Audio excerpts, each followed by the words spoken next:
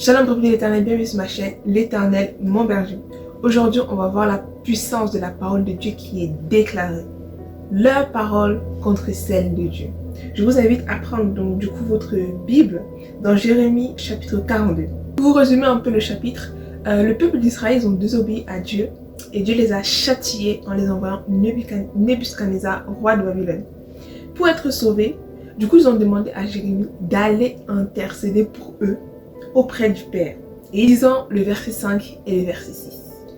Il est écrit: ils dirent à Jérémie que l'Éternel soit contre nous un témoin véritable et fidèle si nous ne faisons pas tout ce que l'Éternel ton Dieu te chargera de nous dire. Verset 6. Donc là ils engagent l'Éternel. Ils disent que l'Éternel soit un témoin dans cette situation. Soit on ne fait pas ce que tu nous dis, que l'Éternel Dieu soit un témoin véritable et fidèle si nous ne faisons pas tout ce que l'Éternel ton Dieu te chargera de nous dire. Verset 6.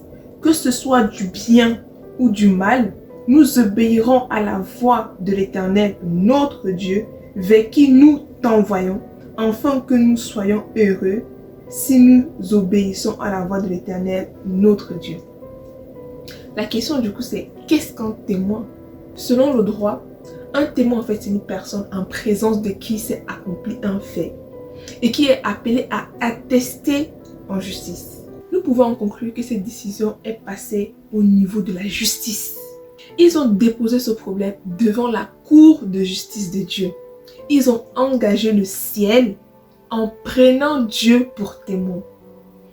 Ils disent que l'Éternel soit contre nous un témoin véritable et fidèle.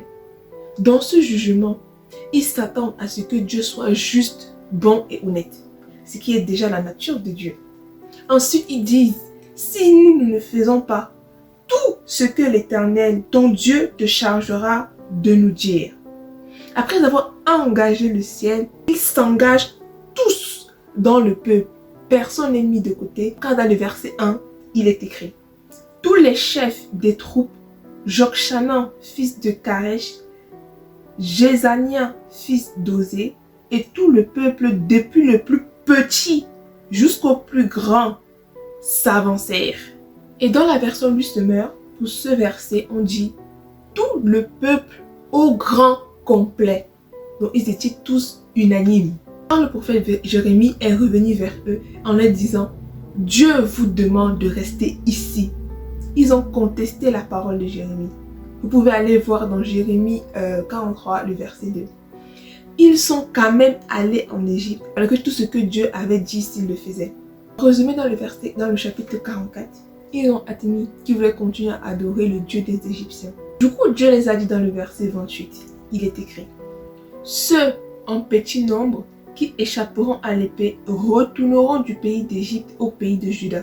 Et tout le reste de Juda, tous ceux qui sont venus du pays d'Égypte pour y demeurer, sauront si c'est ma parole ou la leur qui s'accomplira.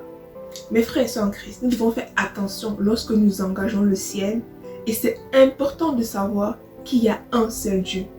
Au jugement dernier, tous ceux qui auront adoré les autres dieux que le vrai Dieu auront un châtiment plus pire.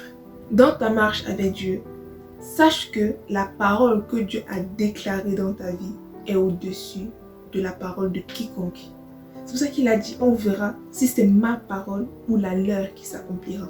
Quand tu traverses des moments de doute, quand tu traverses des moments de moquerie, parce que tu crois en Dieu, parce que tu t'agrippes à ce que Dieu t'a dit, réponds à ces gens-là. On verra si c'est votre parole qui s'accomplira ou la sienne. Engage le trône de Dieu. Dieu ici, il a engagé sa parole contre ceux des Israéliens parce qu'ils croyaient que Dieu n'allait pas agir, et Dieu a agi. On a vu que sa parole de Dieu était supérieure à la parole des hommes. Donc retourne le truc et dis que la parole que Dieu a déclarée dans ma vie, on verra quelle parole s'accomplira. Mes frères et sœurs en Christ, pour résumer, sachant qu'il y a un seul Dieu, qui est l'Éternel Dieu Tout-Puissant, Yahweh Jireh, El Shaddai, l'Éternel ma bannière. Jésus-Christ est le Dieu suprême, c'est le Dieu des dieux, le roi des rois. Ça c'est un. De deux, quand Dieu te dit quelque chose, reste. Dieu a dit restez ici, je vais vous établir, je vais touché le cœur de Nebuchadnezzar et il ne vous attendra pas. Eux, ils ont peur, ils ont dit non, j'ai pas envie de rester où il y a la guerre. Je veux partir en Égypte parce qu'en Égypte, il n'y aura pas les trompettes. En Égypte, il y aura du pain. Mais Dieu dit que dans cette situation, ça peut sembler être dans une ambiance de guerre, mais sachez que moi, je vais instaurer la paix. Donc sache que là où tu es, peut-être c'est pas tout beau, tout rose, mais Dieu te dit que là où tu es, il peut transformer cela en un jardin d'Éden. Tu ne vois pas encore le jardin d'Éden, mais par ta foi, tu vois et tu saisis. Je sais pas si tu as compris. Troisième point, sache que la parole que Dieu a déclarée dans ta vie, elle s'accomplira. Parce que c'est son honneur, c'est son nom qui est déclaré. Donc déclare-le et saisis-le.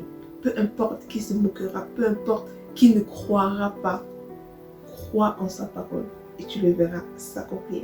J'espère que ça a pu vous édifier, j'espère que vous avez pu retenir quelque chose. N'hésitez pas à liker, à partager, à mettre en commentaire ce que vous avez retenu. Comme ça, on pourra échanger et ça va nous permettre de nous édifier et de grandir. Soyez bénis, à la prochaine vidéo.